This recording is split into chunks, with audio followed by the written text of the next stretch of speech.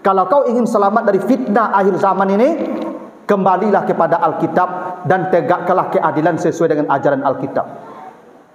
Tidak ada hukum sehebat hukum Al-Quran. Dulu di masa Nabi, di masa Khalifah Ur-Rasyidin, di masa Umar bin Abdul Aziz, Masya Allah, piti bahasa Arab di jalan itu tak ada orang ambil lebih. Kenapa? Al-Quran hidup di situ. Kini kau Al-Quran wak tinggalkan sama-sama. Bahkan bahasa Arab, jangankan bahasa Arab, pelajaran agama sebentar lagi dihapus. Bagaimana umat Islam akan tahu Al-Quran, belajar bahasa Arab pun tidak? Di sekolah tidak boleh bahasa Arab, belajar bahasa Arab. Bahkan bahasa Arab dianggap diolok-olok sebagai kadrun. Kalau Al-Quran hadis bahasa Arab. Anaknya, saran saya, itu isolasi di pesantren kalau ingin selamat. Karena hanya di sana Bapak Ibu yang bisa anaknya kembali ke Al-Quran. Kalau di sekolah-sekolah umum saya tidak yakin. Tidak yakin. Pelajaran agamanya minim, itu pun sudah disetting. Apalagi bahasa Arabnya. Apalagi tahfiznya, tidak bakal ada itu program tahfiz itu. Kalau Bapak Ibu bertanya bagaimana kita menghadapi fitnah akhir zaman, anak Bapak Ibu loskan, masukkan pesantren.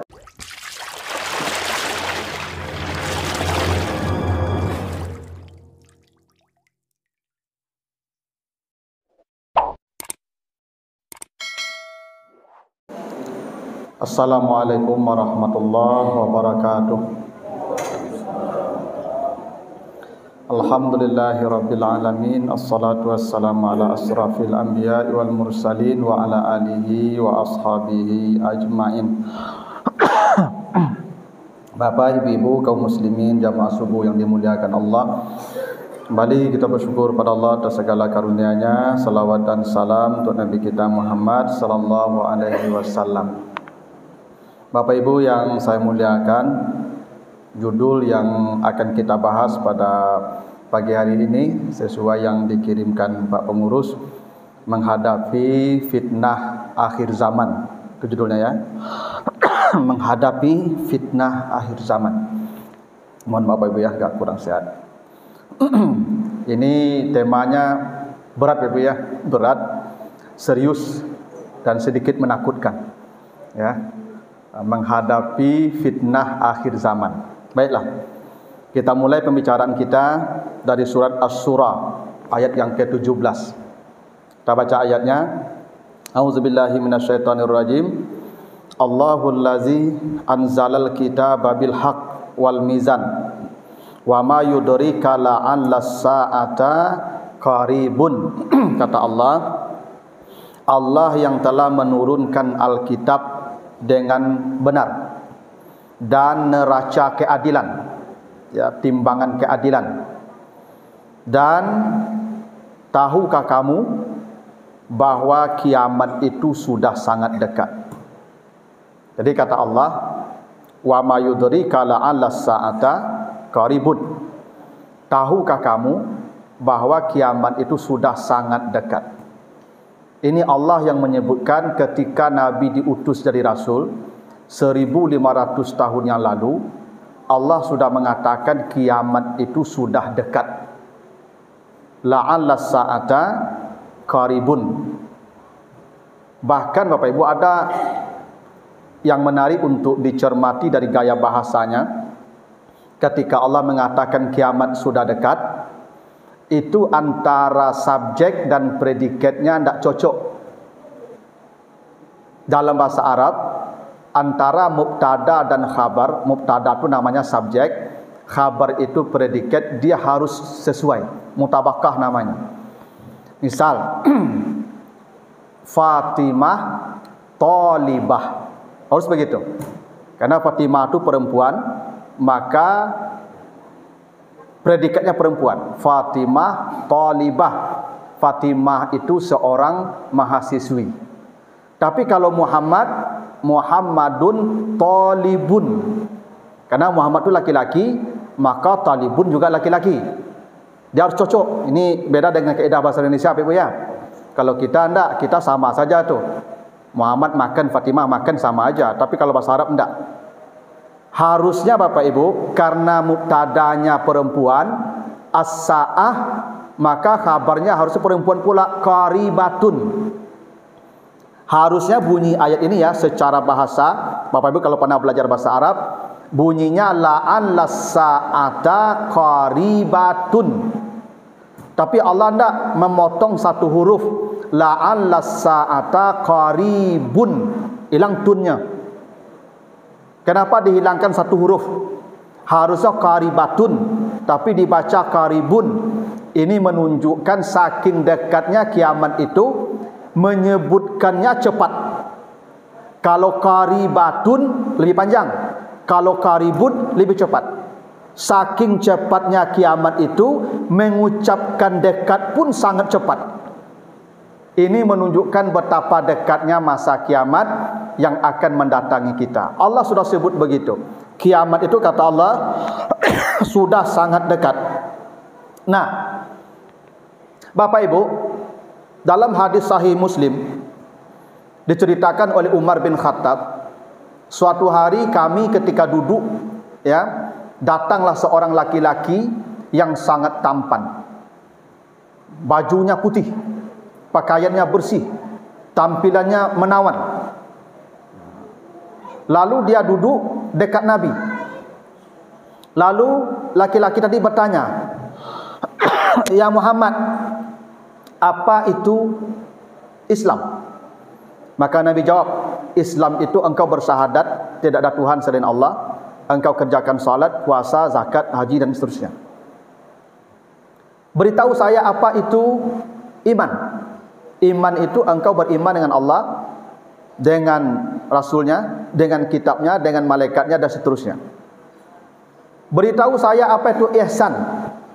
Ihsan itu antakbudallah ka'annaka tarahu. Engkau beribadah seolah-olah melihat Allah. Kalau tidak mampu, fa innahu yaraka, Allah pasti melihatmu. Iya. Sekarang katanya, akhbirni anis sa'ah. Beritahu saya kapan kiamat akan datang. Maka mendengar pertanyaan ini orang, Nabi menjawab, mal mas'ul anha bi'a'lam minas sa'il. Kalau begitu, yang bertanya lebih tahu dari yang ditanya. Ketika ini orang bertanya, kapan kiamat? Kata Nabi, yang bertanya mungkin lebih tahu dari yang ditanya. Baiklah katanya, kalau begitu, akhbirni an imaratiha. Beritahu saya tanda-tanda kiamat itu apa? Tanda kiamat itu akan datang apa? Maka kata Nabi dikasih tahu satu, antalidal ammatu rabbataha. Pertama, bila seorang budak telah melahirkan tuannya. Lalu engkau lihat antaral hufatal urata yatatawaluna fil bunyan. Engkau lihat orang yang miskin hidupnya dulu, tak pandai bata rompa, tak baju jo kumal, karajo tukang kubalo kambing, nanti akan berlomba-lomba membangun gedung tinggi. Ini hadis sahih Muslim. Setelah itu orang itu berangkat, pergi. Nabi bertanya kepada sahabat termasuk Umar, tahukah engkau siapa yang datang tadi? Mereka menjawab, kami tidak tahu ya Rasulullah. Kata Nabi, itu Jibril yang datang mengajarkan agama kepada kita. Nah, jadi Jibril itu Ibu, atau malaikat itu kalau datang dia menyerupai laki-laki yang gagah. Dulu malaikat itu datang ke Nabi Lut, ke Nabi Ibrahim dalam rupa laki-laki gagah tu. Kenapa? Nabi Lut cemas kerana umatnya homo. Ini datang tamu laki-laki gagah ni, tak dikenal orangnya gagah. Karena umat Nabi Lut tu tak bisa nampak laki-laki gagah, maka dikepunglah rumah Nabi Lut. Ya, kenapa? Karena malaikat menyamar dalam bentuk laki-laki gagah. Yang datang ke Maryam ketika Maryam sedang bersemedi, sedang berzikir khusyuk dalam kamar, dikunci pintu kamar. Fatamas salalaha basaran sawiyan. Datang pula laki-laki gagah ke kamar Maryam. Malaikat Jibril. Datang laki-laki gagah. Yosabana gagah, yang gagahnya kata Allah basaran sawiyan, pas gagahnya. Kadang ada orang gagah gua tak pas Pak Ibu. Nyo gagah tapi kurang pas gagahnya. Ustaz tu gagah ndak, tapi hidungnya kurang mancung. Tekan tapi ya do tapi itu ndak pas nama tu. Ini gagahnya utuh, pas, dan malaikat tak tanggung gagahnya. Yang datang ke Nabi Muhammad diceritakan begitu. Pakaiannya rapi, putih, bersih, tampilannya indah, menawan. Itu Jibril. Jadi kalau ada orang gagah dah kayak bapak ibu besok, itu bisa jadi malaikat. Ya, karena kata Nabi kalau malaikat datang ke kita bentuk laki-laki yang gagah. Tapi kalau setan atau jin datang ke kita, kalau tidak orang tua atau binatang. Itu makanya kata Nabi, kalau kamu salat lewat dua yang hitam, kala jengking dan ular, bunuh. Kenapa? Itu jin atau setan yang lewat. Atau orang gaib. Jadi kau nampak orang gaib dah ke awak besok, bisa jadi tu nak orang lo tu. Ya tak? Cara menguji orang atau indaknya, baca auzubillahi minasyaitonirrajim. Kok larinya, tu jin tu. Tapi kok senyumnya kawaknya tu orang tu. Ya tak? Tu begitu baik-baik ya. Tapi kok apa ibu kalau kenal awak jadinya tu orang tu mah ndak jin lah tu. Dia nak tahu awak lah tiba-tiba sudah ke awaknya orang gaib kau. Tu bisa jadi ndak orang tu. Karena setan dan jin kalau datang ke kita, kalau ndak rupa binatang atau rupa orang tua, itu pernah datang ke Nabi Muhammad ketika Isra dan Mi'raj dalam rupa orang tua bangka. Memang setan dan jin itu senang ke orang tua. Itu makanya nenek-nenek disenangi jin dan setan. Itu kenapa nenek-nenek banyak pikun, kerana pikun itu pengaruh jin dan setan. Kerana nenek-nenek itu disukai jin dan setan. Itu maka ada nenek sihir namanya, ada nenek lampir namanya. Kalau nenek-nenek itu kawan jin dan setan ya. Itu kalau neneknya kok tak kamar saji ya. Tapi kalau nenek kamar saji tak mungkin mau kawan jin dan setan. Nah, Bapak Ibu yang saya muliakan begini. Jadi cerita hadis tadi, dia bertanya, Jibril bertanya ke Nabi tentang Islam, iman, ihsan, dan tentang kapan kiamat. Kata Nabi, kalau engkau tanya kapan kiamat, saya tidak tahu. Jadi kalau ada orang memastikan kiamat itu kapan, bohong. Nabi saja yang dibekingi wahyu, yang bisa kontak dengan Allah, tidak tahu kapan kiamat. Jibril pun bertanya, itu tidak memberitahu kapan kiamat. Kan ada juga kemarin orang yang memprediksi kiamat. Katanya kiamat itu terjadi tahun 2012. Ya 2012 Pak ya. Alamati ibu tu tunjuk kiamat deh. Nah, kalau ada orang yang menentukan kapan waktunya, pasti dia bohong. Dan itu syirik kalau dipercaya, tidak boleh. Kata Allah nanti baca di akhir surat Luqman. Innallaha indahu ilmus sa'ah. Waktu kiamat itu pengetahuannya hanya milik Allah. Tidak ada makhluk yang tahu. Malaikat Israfil pun yang meniup trompet tidak tahu kapan kiamat. Dia hanya pegang trompet menunggu perintah. Ya. Jadi malaikat Israfil tu sampai kini nya pacik-pacik trompet tu bebo. Lah bara miliar tahun nya pacik trompet tu. Untung pangana tak sama jawab. Kau sama jawab pangananya kan ba'ala bunyi kira-kira kau tu cuba mambui. Habis bebo.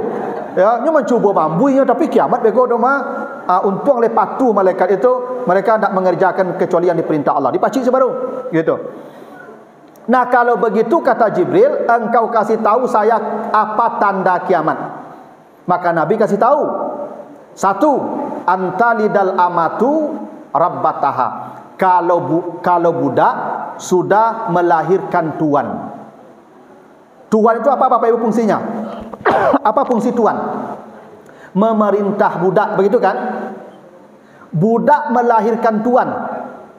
Apa maknanya itu? Keadaan sudah sangat terbalik. Budak melahirkan budak, sekarang budak melahirkan tuan.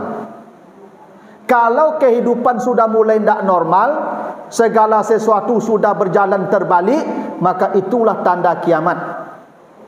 Yang benar dimusuhi, yang bohong dikasih jabatan, itu yang disebut bila tuan melahirkan budak, kondisi sudah terbalik.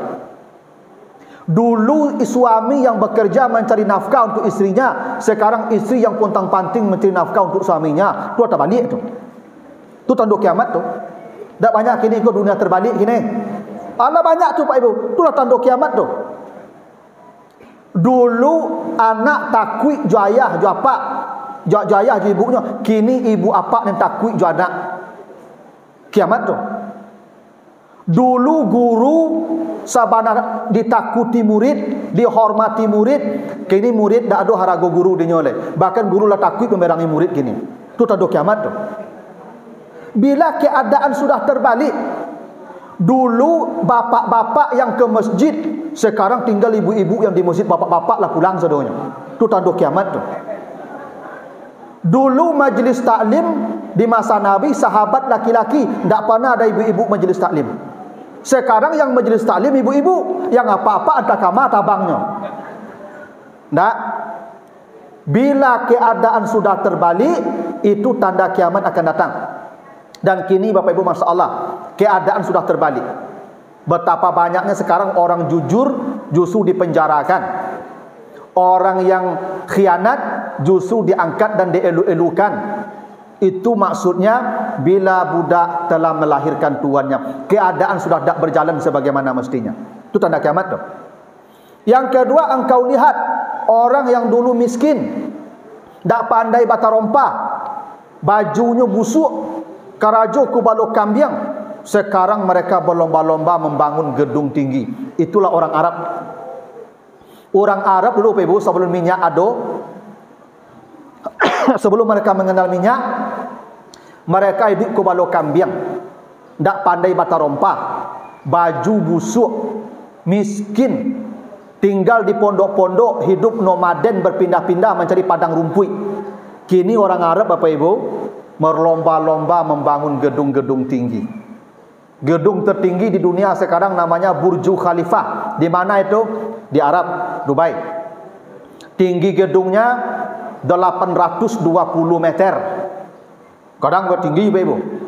Sekarang anak Raja Salman mau bangun lagi gedung tinggi di samping di dekat Laut Merah itu di Jeddah, yang tingginya 1,2 kilo, 1.200 meter tinggi katanya. Itu yang disebut yatatawaluna fil bunyan. Dulu orang miskin, sekarang mereka berlomba-lomba membangun gedung-gedung. Anda nampak kini tu?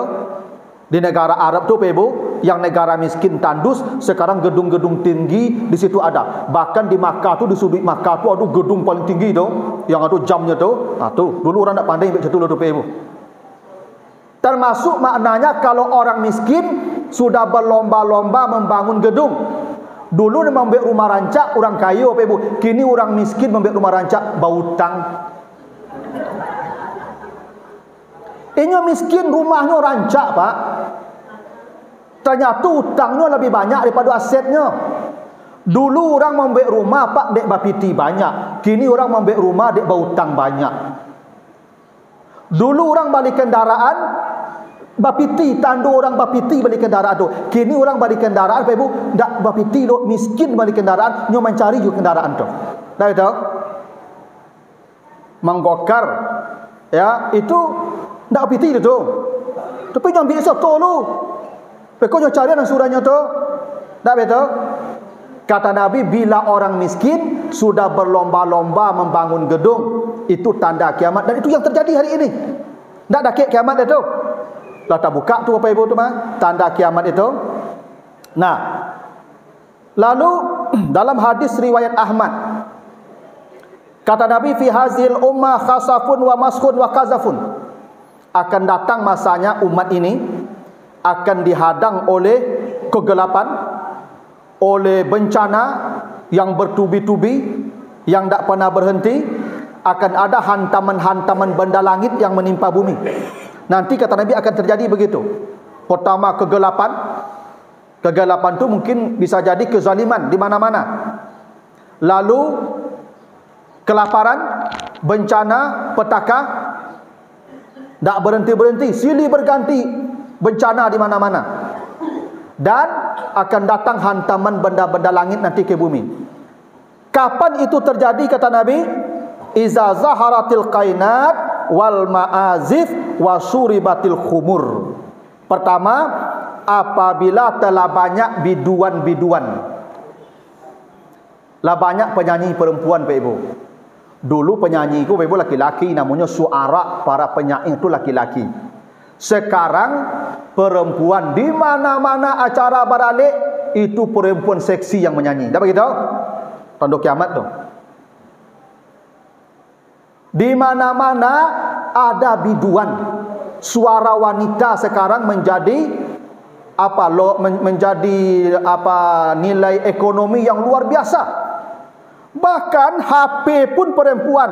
Maaf, pulsa Anda tidak mencukupi, perempuan juga.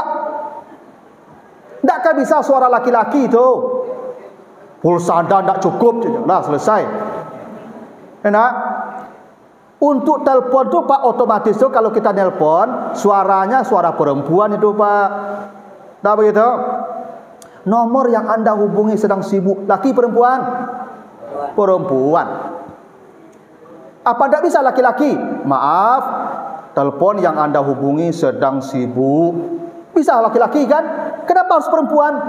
Itu yang disebut tanda kiamat, bila biduan suara perempuan diperdengarkan di mana-mana. Ibu ke bandara, pengumuman tu, penumpang yang terhormat, laki perempuan? Perempuan. Tak bisa laki-laki? Bisa, tapi bakok perempuan, tanda kiamat begitu. Suara perempuan sudah menjadi komoditas, menjadi itu pendengaran publik, semua suara perempuan. Presenter perempuan. Perempuan. Apalagi penyanyi. Kalau laki-laki penyanyi itu tak ramai penonton. Ya perempuan maka ramai. Ada yang sawer-sawer bagai. Ya tak? Nen menyawer kau peci orangnya bagai. Masalah baik ya. Ini tanda kiamat Bapak Ibu, betul.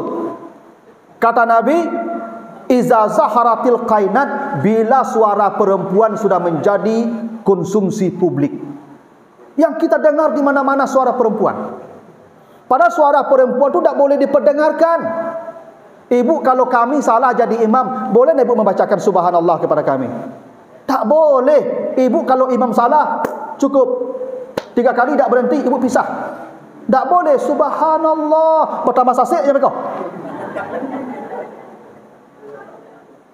Suara ibu tu tak boleh keluar. Berzikir pun tak boleh keluar. Apalagi untuk bicara yang seperti itu. Ya.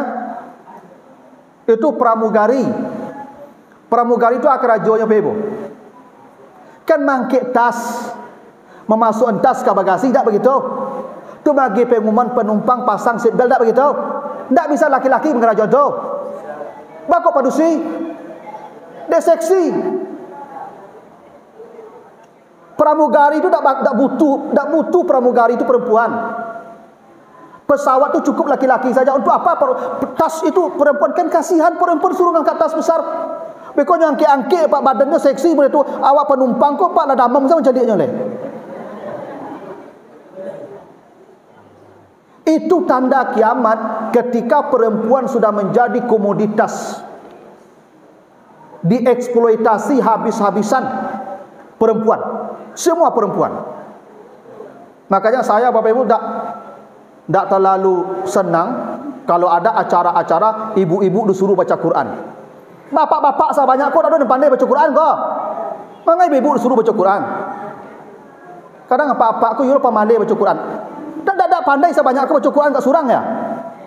Mengapa ibu-ibu suruh baca Quran? Apa yang baca Quran dari ibu-ibu dah? Ambo termasuk tidak setuju kalau ustaz ko perempuan ustazah berceramah mendekini ko, tak setuju mulut tu. Kalau ustazah berceramah jamaahnya ibu-ibu. Jangan apa-apa, sebab apa-apa kalau ustazah tagak disko apalagi ustazah ko glowing. Apa ko nak ceramah orang aleh pe ibu. Garik muncung ustazah ko jadi eko doma. Itu manusiawi saja begitu itu. Agak kayak yoyo ustazah berceramah, agi kursi gitu situ, agi meja memaduk ke ibu-ibu. Perempuan ini tidak untuk dieksploitasi. Makanya perempuan itu ditutupi, waqarna fi buyutikunna. Al-Quran begitu mengajarkan. Perempuan, kalian tetap tinggal di rumah kurung. Karena perempuan itu permata, perhiasan mahal. Tak boleh dipajang di mana-mana. Tak boleh dikadai di mana-mana. Nyo barang mewah. Akhirnya perempuan dieksploitasi habis-habisan. Itu pramugari itu, ibu cobalah cari roknya tu. Panjang balah tu mah. Seakan-akan ada pesan kalian kalau naik pesawat ini melihat paha gratis. Itu pesannya tuh. Siapa yang mau naik pesawat ini akan menyaksikan pemandangan yang indah. Tak. Bukan hanya suaranya yang dieksploitasi, badan perempuan pun sekarang dieksploitasi demi kepentingan kapital. Dan kata Nabi, itu tanda kiamat bila perempuan sudah dieksploitasi. Suaranya saja itu tanda kiamat, apalagi fisiknya. Yang kedua, wal ma'azif, kalau musik sudah tersebar di mana-mana. Di Majo kini musik, HP musik. Anak-anak bujang ini pun anak gadis ini basumbek talingokan kamari sampai dilantak kereta api bagai. Antara hebatnya musik go Ibu. Di oto mulai dari start sampai tujuan musik saya di oto tu manggel-geliang securang tele di oto tu. Pai barale apolai bunyi jarso katangga jantung adanya. Ambo Ibu kalau ada orang baralik dekat rumah Ambo Ibu, Ambo mengungsi. Kadang Ambo mencari, mohon maaf, mencari penginapan Ambo Ibu untuk malam tu lalu. Dah taluk Ambo di rumah lo. Rasa ketangga di diang gua. Ibu bapa kok baralik di rumah pakai organ cukup sampai asar sampai maghrib duduk. Jangan malam le orang kalau. Ikut main kim sampai jam 1 Ibu. Menggaduh orang ibu anak motor. Kodak di gedung berada, jadi komplek. Kok di komplek, jangan organ sekancang tu. Zalim ke orang nama itu. Aku ndak antuk saya dosa pakai musik leh. Ambo nabi sanang pe berada dak ada musik pe bisa mau total awak. Bisa tiba tamu, tiba kawan galak-galak awak. Tapi kalau musik sekancang tu, sekancang apa mengecek orang ikut saja tu. Tak tentu kecek walinya lah dah betul. Ambo heran. Aku sekancang tu bunyi musik, memang talingo awak senang mendengar kencang tu. Yo lebih entahlah tende sadonya pe Ibu. Ndak normal cara fikir oleh. Nyo musik kok iyo yo kok lambe-lambe nak. Iku yo badan tuang pe Ibu. Cuba lah dakek kapo tu kata pe duduk makan aku tu yo bunyi katangga jantung pe Ibu. Ndak kanlah kurang akal namo itu. Ada kedengar itu. Tapi itulah tanda kiamat bila musik sudah tersebar di mana-mana. Di mana-mana musik, pai kamol. Musik. Bahkan ada gotong royong musik jo. Enak. Ulang tahun apa lagi? Kalau musik sudah tersebar di mana-mana kata Nabi, itu tanda kiamat tuh. Dan sekarang itu hampir ke mana tidak ada tempat yang sepi dari musik. Senam memusik nak memusik lagunya entah apa bagai. Zaman dulu ada jo musik senam SKJ namanya tahunan 86. Abu ketika SD kita kelas 1 dulu atau SKJ 86 tu bermusik jo tapi musiknya tu tak model kini lah. Ya. Musik tu untuk menggarik saja. Ikut suara pedusi bagai maju kiri hai apa itu? Ambo apa Ibu? Itu di tampik tinggal Ambo di Balai Gadang tu. Di Lubuk Minturun. Itu banyak toko-toko bangunan. Sore toko bangun itu kan halamannya lawe itu. Itu banyak ibu-ibu senam di tepi jalan tu. Musiknya Masya Allah. Adun goyangnya lah. Yo kalau ndak bermusik goyang kau dah lama ada dah betul. Satiok tampik tu dak tanggung banyak ibu-ibu bergoyang-goyang yo musik kancang tu. Musiknya tu musik apa nama tu? Reggae. Itu nelewat tu macet Ibu. Orang bimarem kendaraan tu. Ambo satu lo marem Ibu. Ya orang bimarem sadonya ndak boleh bantak orang mereka. Ya tu. Kan jadi masalah tu. Musik. Nah kata Nabi yang terakhir wasuribatil khumur. Kalau khamar narkoba sudah menjadi konsumsi umum. Kini Bapak Ibu, narkoba, minuman keras, dulu orang kalau minumnya menyuruh-nyuruh. Ya nak, kini terbuka minumnya Bapak Ibu, ada iklan di TV. Itu najis, orang dulu malu minum itu. Kini minum khamar, narkoba jadi kebanggaan. Bahkan tidak sedikit pejabat-pejabat publik yang menjadi sokong penyokong narkoba itu, minuman keras itu. Itulah tanda kiamat. Jadi apa yang disampaikan Nabi sudah nampak semua. Memang kita tinggal menunggu waktu saja kiamat itu.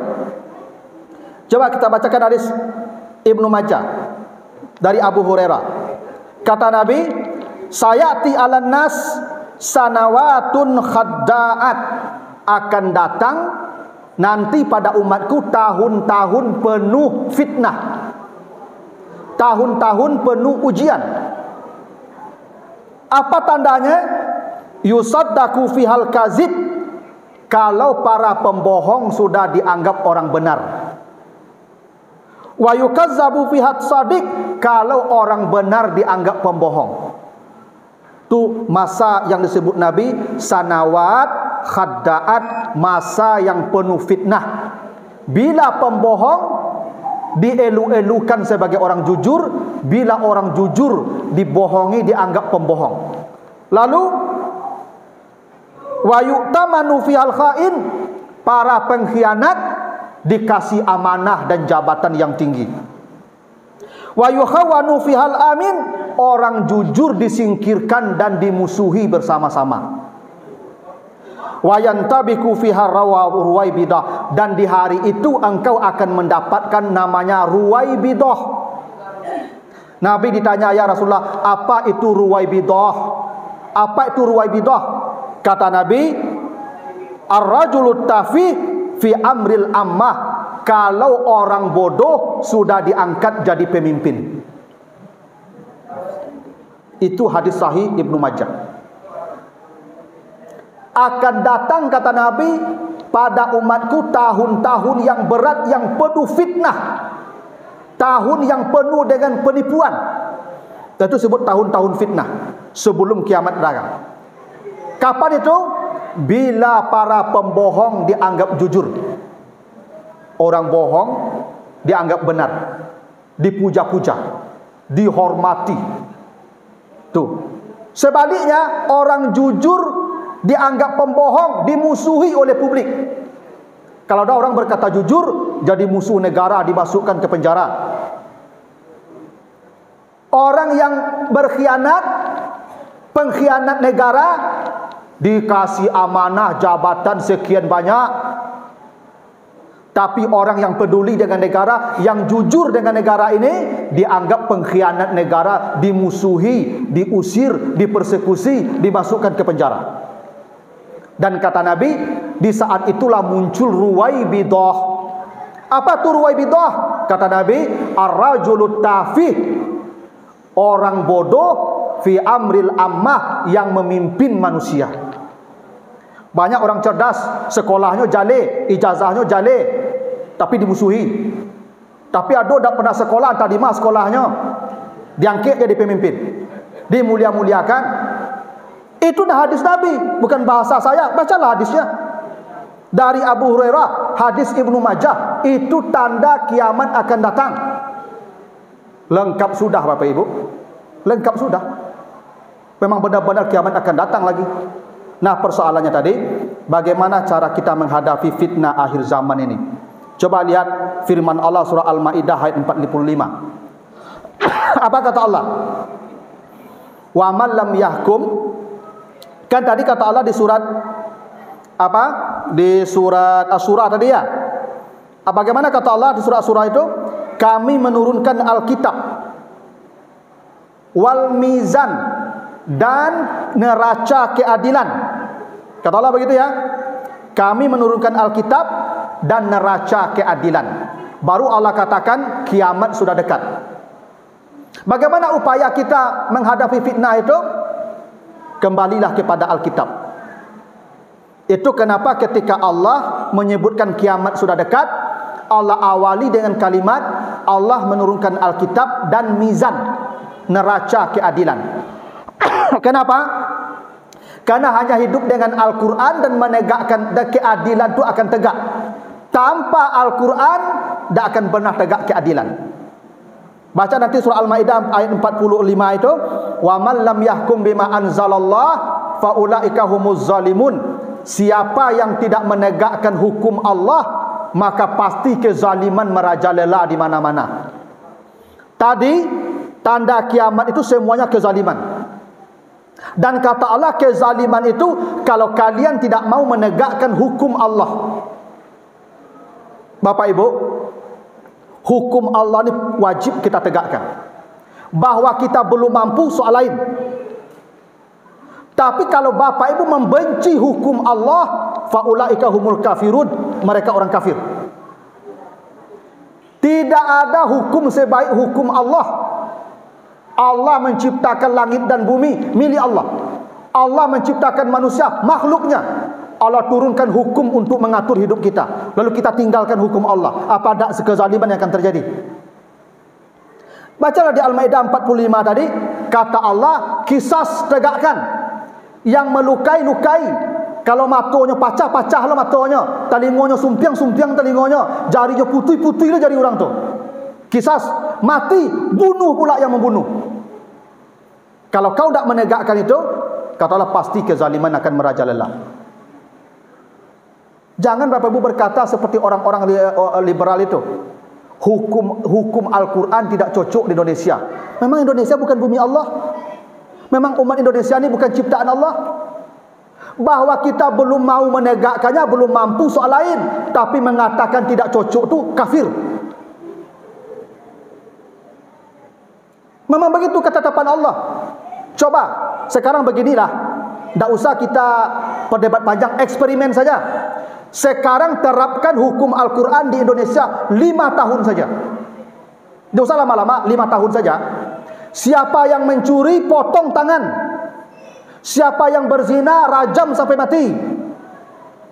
Siapa yang membunuh, bunuh. Itu saja tegak. Ambo yakin rumah tidak perlu dikunci deh. Tidak perlu dikunci rumah. Kenapa? Tangan putih. Jelok-jeloklah, karet tangan sudah tu. Tidak akan ada nyawa melayang sia-sia sampai ratusan orang. Kenapa? Dia akan dibunuh. Karena hukum Allah tidak ditegakkan, maka kezaliman akan merajalela. Makanya kata Allah, kiamat sudah dekat ya. Tapi di awal dia telah menurunkan Alkitab dan neraca keadilan. Kalau kau ingin selamat dari fitnah akhir zaman ini, kembalilah kepada Alkitab dan tegakkanlah keadilan sesuai dengan ajaran Alkitab. Tidak ada hukum sehebat hukum Al-Quran. Dulu di masa Nabi, di masa Khalifah Ur-Rasyidin, di masa Umar bin Abdul Aziz, Masya Allah, piti berserak di jalan itu tak ada orang ambil lebih. Kenapa? Al-Quran hidup di situ. Kini kau Al-Quran wak tinggalkan sama-sama. Bahkan bahasa Arab, jangankan bahasa Arab, pelajaran agama sebentar lagi dihapus. Bagaimana umat Islam akan tahu Al-Quran, belajar bahasa Arab pun tidak? Di sekolah tidak boleh bahasa Arab, belajar bahasa Arab. Bahkan bahasa Arab dianggap diolok-olok sebagai kadrun. Padahal Al-Quran hadis bahasa Arab. Ini fitnah akhir zaman. Bapak Ibu kalau ingin selamat anaknya, saran saya itu isolasi di pesantren. Kalau ingin selamat. Karena hanya di sana Bapak Ibu yang bisa anaknya kembali ke Al-Quran. Kalau di sekolah-sekolah umum saya tidak yakin. Tidak yakin. Pelajaran agamanya minim, itu pun sudah disetting. Apalagi bahasa Arabnya. Apalagi tahfiznya, tidak bakal ada itu program tahfiz itu. Kalau Bapak Ibu bertanya bagaimana kita menghadapi fitnah akhir zaman, anak Bapak Ibu loskan, masukkan pesantren. Kalau nak di rumah dekatkan dengan Alkitab, karena Allah sebut begitu. Allah menurunkan Alkitab dan Al-Mizan, baru la'alla sa'ata qaribun. Hanya itu jalannya. Supaya selamat, kembalilah kepada Al-Quran, kembali kepada Alkitab. Nah itu Bapak Ibu ya, tentang cara menghadapi fitnah akhir zaman. Ini sudah terjadi Bapak Ibu ya. Sudah kita saksikan sama-sama apa yang disampaikan Nabi, tinggal kita mau bersiap atau tidak. Tapi Bapak Ibu yang hidup hari ini boleh jadi tidak akan menemukan kiamat besar. Kenapa? Kiamat besar itu baru terjadi ketika semua sudah lost dari keimanan. Selama masih ada orang yang beriman walaupun sebesar zarah, akan dimatikan Allah terlebih dahulu. Jadi Bapak Ibu nanti sebelum kiamat datang lebih mati kok. Karena kiamat itu azab bagi orang kafir. Azab. Dan kita tidak akan diazab di dunia. Kalaupun kita dapat azab nanti di akhirat. Hanya orang kafir yang menerima azab dunia akhirat. Kalau kiamat hanya untuk orang kafir, orang beriman akan dimatikan Allah semua termasuk kita ini. Ya, tapi sebelum itu datang kiamat besar itu ada fitnah-fitnah yang akan menghadapi kita. Nah, ini salah satu yang seperti yang hadis-hadis yang kita bacakan tadi. Nah, begitulah Bapak Ibu ya. Mudah-mudahan ada manfaatnya. Lebih kurang mohon maaf. Subhanakallahumma wa bihamdika asyhadu an la ilaha illa anta astaghfiruka wa atubu ilaika. Wassalamualaikum warahmatullahi wabarakatuh.